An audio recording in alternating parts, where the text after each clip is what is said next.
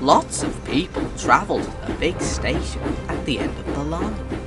Engines from the other railway sometimes pull their trains. These engines stay the night and go home next day. Gordon was talking one day to one of these. When I was young and green, I remember going to London. Do you know the place? The station's called King's Cross.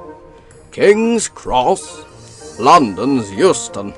Everybody knows that. Rubbish, said Duck. London's Paddington. I should know. I worked there. They argued till they went to sleep. They argued when they woke up. They were still arguing when the other engine went away.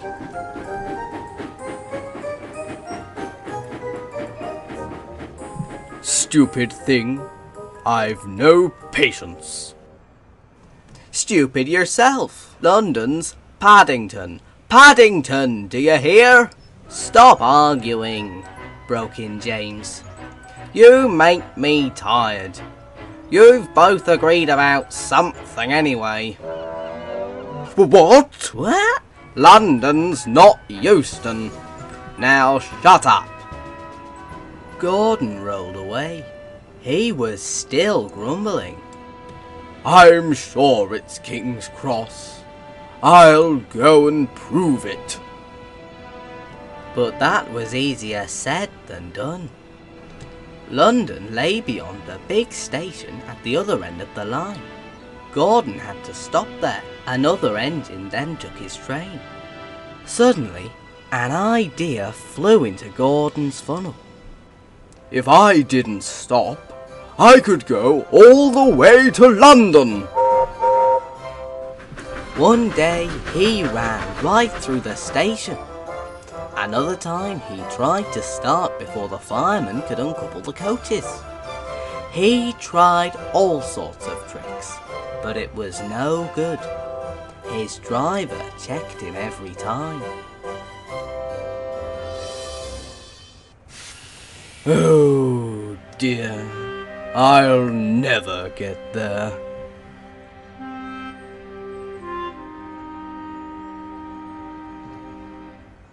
One day, he pulled the express to the station as usual. His fireman uncoupled the coaches, and he ran onto his siding to wait till it was time to go home.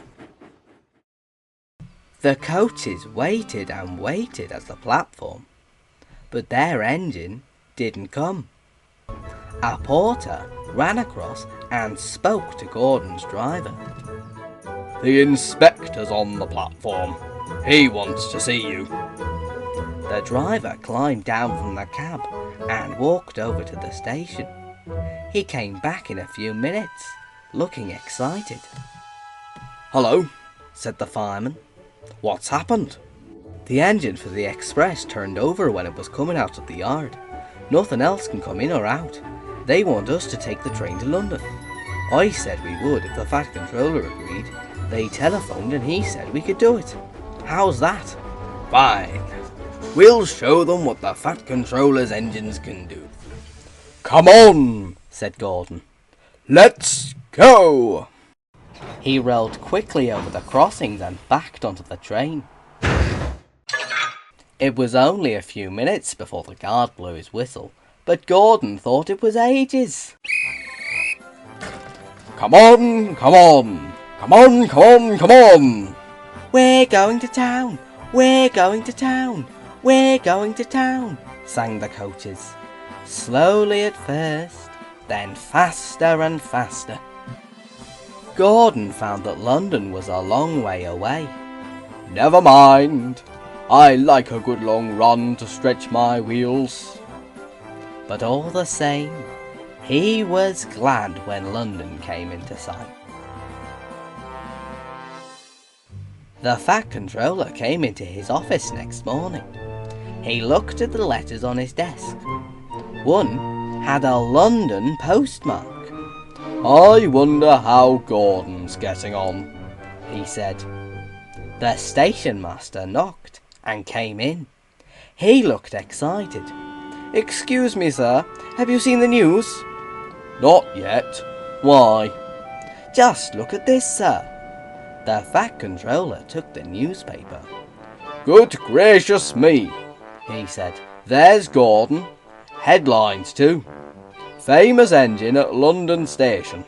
Police called to control crowds."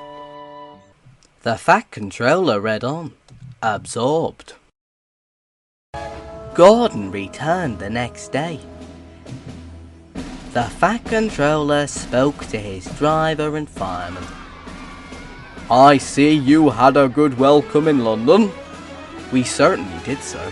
We signed autographs till our arms ached, and Gordon had his photograph taken from so many directions at once that he didn't know which way to look." "Good. I expect he enjoyed himself, didn't you, Gordon?"